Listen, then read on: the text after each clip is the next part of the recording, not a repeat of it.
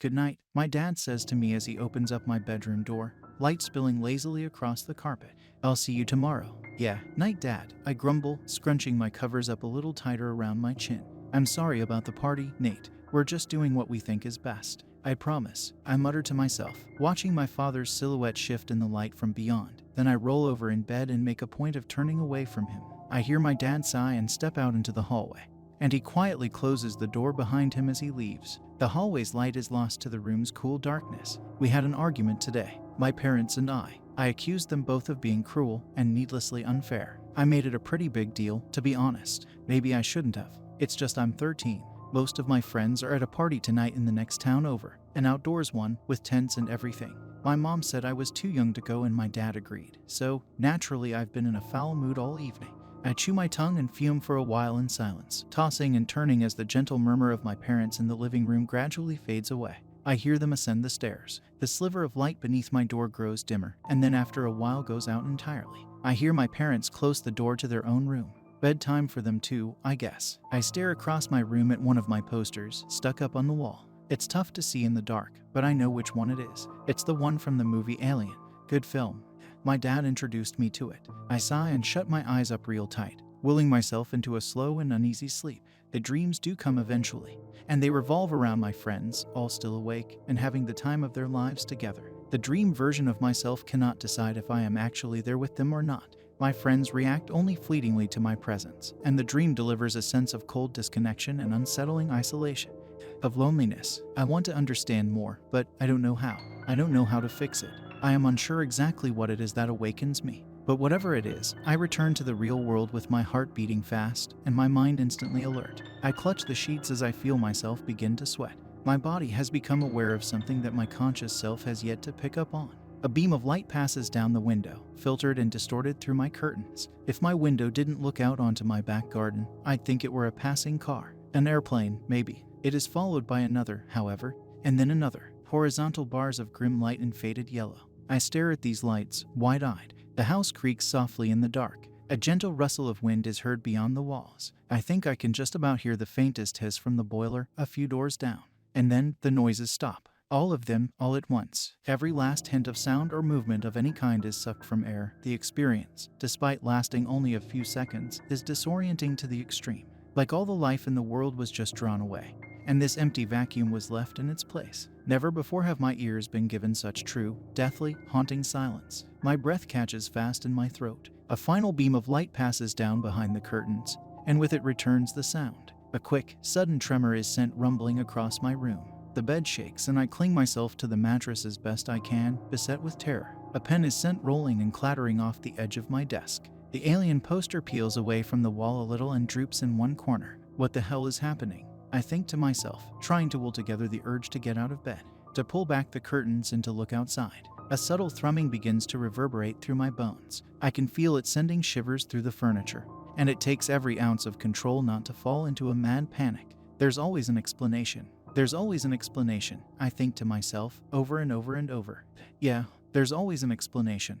Until one day, there isn't. It'll be construction works. Late night construction works. That's all. I prepare to roll over, to try my very best to return to sleep, to ignore the shifting atmosphere and to get back to my dreams. But a tap on the window sends my blood racing, and gritting my teeth, steeling myself and unable to take it a second later, I throw off my sheets in an altogether rather uncharacteristic burst of courage, and I stride to the window. I haul back the curtains, brace to see something staring back at me from beyond the glass.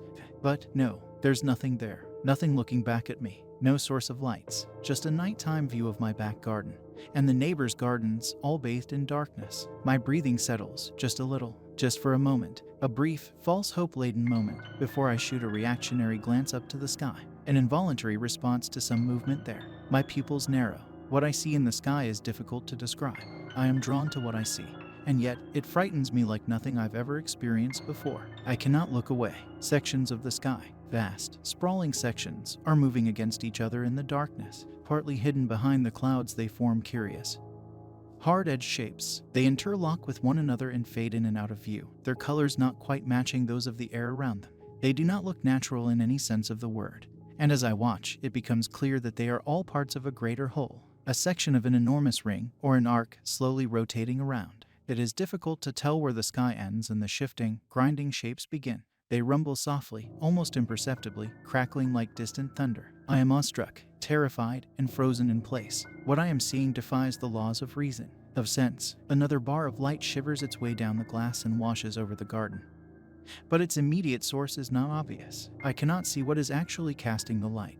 And besides, my gaze remains fixed on the colossal, softly swirling mechanisms in the sky. The spell is finally broken the same way it was cast, by a movement, though this time from below instead of above. My eyes flicker down to the garden, to my backyard. It is small and one of many. Fence posts mark the boundaries between mine and those of my neighbors. My yard has a few trees, and a lone shed of tools. There is a soccer ball too, kicked idly into its current position a few days ago. And between them creeps a figure far taller and far skinnier than any person I have ever seen. A sharp intake of cold breath forces its way down into my lungs. The figure is shadowed. It is too dark to make out any particular features. They do not appear to be wearing any clothes. The joints in their elbows and knees do not bend in the way they are supposed to. It is hard to see in the darkness, but the figure does not appear to be disturbing the grass in any way as they move. They move too quickly, and in seconds, the figure is gone, lost to the deeper shadows of the neighboring fence and of the wall to the house. Blood rushes through my ears. Lightheaded, I turn at once and open my bedroom door to the long, dark hallway of my house. It feels like the walls spin around me as I walk to my parents' room, one hasty foot in front of the other. Mom, I call out. Dad. Their door is open. I step into the room, hands clenched with hope that they will explain, that they will make everything all right. But they are not there. The sheets have been thrown off the bed and are carelessly folded back on themselves, drooping towards the floor. The window is open. Cool night air filters in, and one of the curtains flutters lazily, ever so slightly shifting in the breeze. Mom, I call out, louder now. Looking around wildly, I swivel and head back into the hall, calling down into the inky, void-like depths of the landing below. Dad, where are you? But there comes no response, just the creak of the house, that subtle, soft humming, and the rapid pattering of feet against the hardwood floor below. I throw myself backwards against the wall, staring down into the gloom below through the banisters of the stairs, but it is too dark. I cannot make anything out. I could turn on the light if I wished, but the switch is attached to the wall, over at the very top of the stairs. I cannot bear the thought of making myself so vulnerable, of the potential threat of some unknown nightmare scrambling up from the darkness towards me. So I instead retreat rapidly to my room, slamming the door shut perhaps a little too loudly behind me. It's in the house. Whatever I saw outside is in the house, and my parents are gone. A sob racks my throat and I struggle to swallow it back down, sweating and rubbing my hands across my eyes. I shoot a feverish glance back out through the window, peeking from behind the curtain.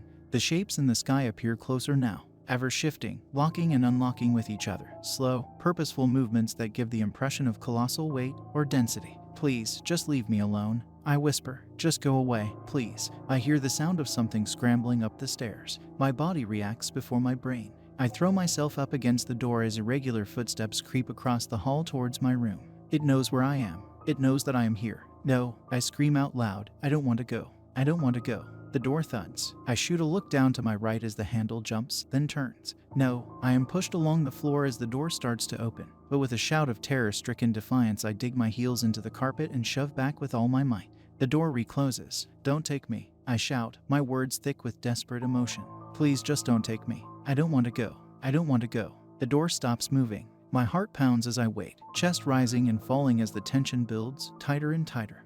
And then, it simply fades away. The thing behind the door decides to leave. I hear its footsteps go back across the hall, and back they go down the stairs. When I am certain it has left the floor, I dart back to the window and stare out into my backyard. The view below me is illuminated, now. The grass and the shed and the trees and the fence, they're all lit up in a sickly, watery yellow. It is not clear where the light is actually coming from. There is no obvious, visible source. It simply sticks to the objects below like paint, localized. It does not overflow into any of the neighbors' gardens. And in the center of this light and looking up towards the sky are two silhouetted figures. Two figures I recognize.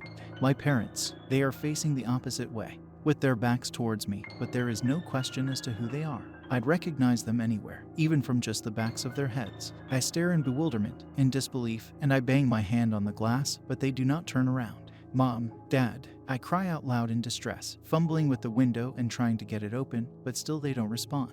The light in the garden intensifies, and my parents raise their arms to the sky. With a click and a thud, I finally get the window open, throwing it wide and screaming out into the night. There's no way they don't hear me. There's no way.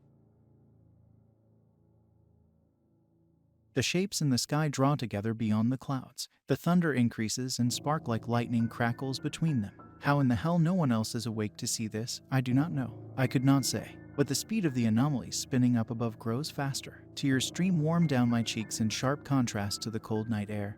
And for a long, terrible second that silence returns. The complete absence of any kind of noise or sound or rustle or hum. Just total empty space like silence. That same shudder of energy is sent rumbling through the house and the lights flash bright. And then that's it. That's it. The soft, subtle, everyday sounds of the night return. But where once there was a behemoth in the sky, there is nothing. Where once there was a subtle vibration through the floor, a humming in the back of my head, there is nothing. The house creaks. I wipe my eyes and stare for a moment out into the night. Then I slam my window and race to my parents' room, forgetting for a moment the terrible threat of the intruder that crept its way through the house. Not that it mattered. The intruder is gone. As, it seems, are my parents. It's been 5 years since that night. My life in this time was quite difficult for the most part, to put it lightly, though things have been looking up a little more recently. I never forgot that experience, though. How could I? I do not know what happened to my parents. I do not know who took them. And I do not know if it was partly my fault. I still carry a tremendous burden of guilt. It was too much, far too much for a child, especially. But there are always answers to be found. There is still hope. I will uncover what happened to my parents, and if they are alive, I will bring them home. I promise.